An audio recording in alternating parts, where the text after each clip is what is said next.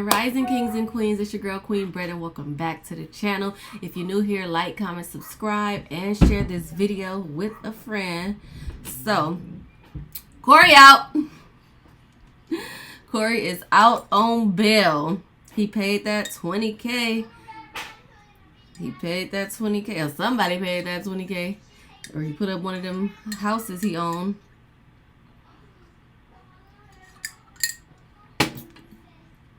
Let's get right into the video. Like, comment, subscribe. Reported that Corey was set to appear in court on the 21st, but due to inclement weather in Houston, he actually appeared in court yesterday on the 23rd. So now, according to court documents, and check out my video from yesterday. It really didn't have no sound, but you could actually see him in court, see him talking to the judge, and all that good stuff. He looks into the camera, walk off with the dumbest look on his face. Right there. it appears that Corey may have asked for a lower bond. States, at Thursday morning's court appearance, his attorney asked the judge to lower his bonds. The judge denied the request and kept the bonds at $100,000 on each charge after prosecutors argued that Pritchett posed a flight risk, which just means they're afraid that he's going to run and not return back to court. So now also more paperwork filed that Corey is appointed a public defender after Corey has been marked as being indigent, which just means he qualifies to have this public defender because he doesn't have the money to pay for an actual lawyer. Now, Corey's next court date is on April 9th. Corey and his lawyer asked the court to appoint an investigator on the case. Now, this just means that Corey won't have to pay for it and the courts will pay. Says came on to be considered the motion for appointment of investigator for defendant Corey Pritchett in these cases.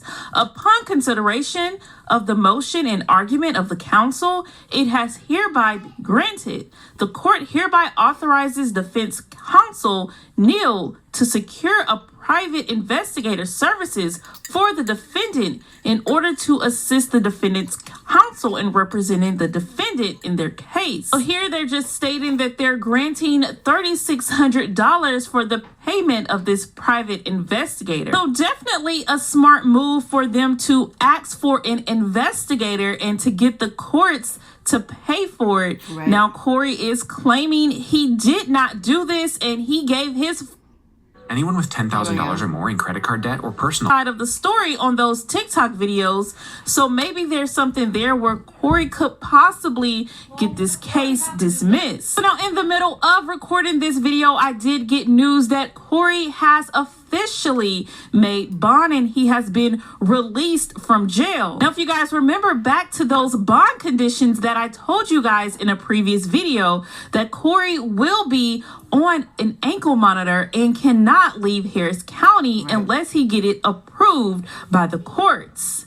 He also had to give up his passport, so he's unable to travel out of the country. But now let's move on to this next topic with Armon and Chris. Now, yeah, so his little peanut head ass gonna be really on the internet trolling. Hopefully not, because he see this shit is real. But I just feel like him being on that ankle monitor, he about to have way more time on his hands. He always got time, but he really gonna have time. Lord. Did he post something yet? Let me go to his page. What's up with Chris and Armon? Today, I reported that Armon was very upset after Chris made a comment on one of his Twitches stating F them since they took sides. I helped out me. Them niggas don't talk to me. Them niggas fuck you. Them niggas to Queen side, which is cool. I'm not mad at that. I'm not mad that y'all fuck my ex. She's a likable person. She's a sweetheart. She has a good heart. Y'all get what I'm saying? She's just a likable person. Like, you're gonna gravitate to her. She's a sweet, kind person. But at the end of the day, for y'all not with me just because y'all with her, and I'm the one who brought y'all into my life to come see my bitch. You feel me? Like, that's what I'm saying. You feel me? So that's why I don't fuck with nobody. I don't fuck with none of them niggas. Fuck all y'all. I don't give a fuck. Nigga, it's about... So that's when Armon stated, "Don't say my name and wake up the Reaper." Now, after this was posted on the Shade Room Teens, people in the comment section were saying things like, "Armon, we know you are soft. Stop it." Ooh. Armon responds with, "F your daddy and your weak A brother in the army." Then another person stated, "Armon ain't no Reaper. LOL. N-word a singer." Armon responds with, "I'll beat the ish out of your soft A like I really break your neck, little A boy." Okay. Let me just say this. I don't know where this perception of like R&B versus rapper, like if you're a R&B singer, you ain't about that life, basically. Like, you gotta be a rapper to be gangster. You gotta be a rap. Like, do y'all know who Chris Brown is? Like, just, like, I done heard so many stories, and, like, people can vouch for him. He's a singer, but he with that shit. Period. So, at the end of the day, people are people. No matter if you're a singer, a rapper, a fucking pianist, whatever. What the fuck that mean? The fuck? Then Armon heads over to Twitter and states, "I see I'm gonna have to do that to one of these little N-words and make them an example. God take my life the day I'm ever a P-word." Then Armon goes on to explain the real reason why he fell off with Chris. Wrong? What? Nigga, how the we do you wrong? I be wanting to know that. Look at Armon looking all grown and shit, got a little mustache. Okay. How we do you wrong, broski? Well, how did I do you wrong? How did I do you wrong? I remember, only thing I remember from back then is a clip coming out and him calling Trey. Armon is the most childish person I ever And go to ask Parker if she don't crush on her. He was talking about us to the females while the females was on live and he didn't know. But he said niggas that did him wrong. If I'm not mistaken, that was the last time we was cool. I can't remember, but I just want to know how I get brought up and he told me I did him wrong. I don't get that. You feel me, gang? I don't understand that. Like, remember that shit. And I think that was the first time I'm like, yeah, I can't. And yeah, I don't have no problem with Chris. I don't have no problem with Chris. He keeps about people did him wrong. Stop it, gang. Clarence, Chris, you cool, gang. Like, that's just what it is, bro. Like, I ain't said nothing about you in years. Don't say nothing about me, gang. Nothing. You feel me? You ain't got to get the bringing up and talking about, oh, this. So now Chris did respond to Armon. This is what he had to say. Love for Armon. You feel me? So I'm not about to get on this hoe and troll Armon. Nah, if Armon... Because you know Armon with that shit. Do that. You know, we can do that. We can do... We all get a case of the Mondays sometimes. I'm not... He's talking about if Armon want to do that, we could do that. Armon just said he ain't even trying to do that. Like, he ain't... You feel me? Knock it off, Chris. Do that, though, because that's, you know, I still look at him as my little brother at the end of the day. So I'm not about to get on this app and say anything. You know, what he brought up, that's what I did do some... I did say some shit. And then one, like, I was pillow talking to females. I was talking to my mom Dukes on the phone, you know. But other than that, you know, I'm not about to go there with Armon, though. But Clarence, on the other hand, this nigga trying to start wars between me, Armon, and Trey. Talking about, so you talking about Armon and Trey? Nigga, are them my only friends I had? You fuck. You guys leave your opinions on that down. But that's really who you was talking about, though. Comment down below if you think that's who he was talking about. He definitely was talking about them. Just because Clarence put it out there, it's like, okay. But people was already about to be in the comments saying or atting Armon and Trey anyway.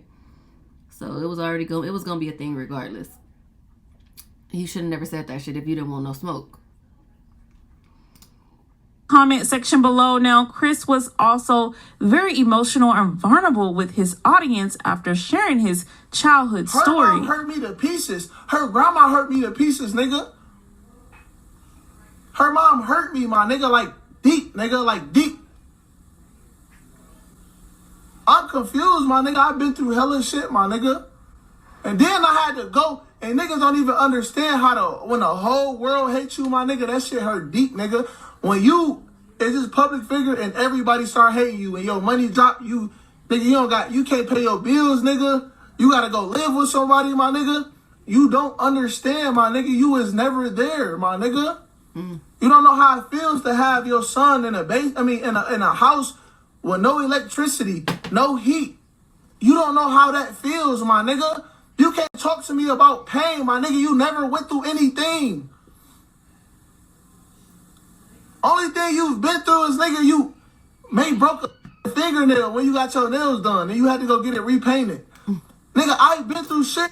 Okay, all bullshit to the side. I know I be clowning and talking shit, but I really fuck with Chris. Like, and I'm not taking sides with the whole Chris and Clarence, Armon, none of that. I don't take no sides. I like them all. And I feel him on this. I definitely feel him on this.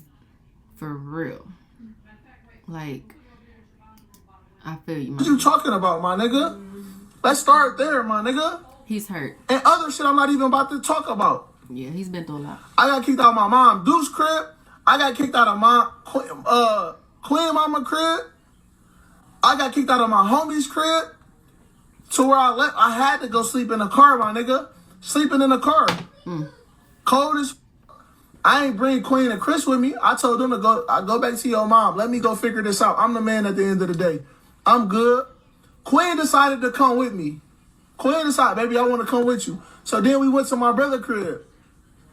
No electricity. Well, it was electricity sometimes, but but no heat. Cold as we had to go buy a heater, sleeping on the floor. And then that's when we went to the red couch. That's when we got assistance. We got a government assistance to go move into that house, that small ass apartment with the red couch. And then I made ends meet. We made shit happen, man. So stop talking to me like I didn't make shit happen for you too, man. You're my son. Fuck you talking about, man. Then we made shit happen. Fuck this nigga talking about, man. I don't even want to watch it no more. Yeah, I definitely felt that. Yeah, he got real emotional. I feel your pain, Chris.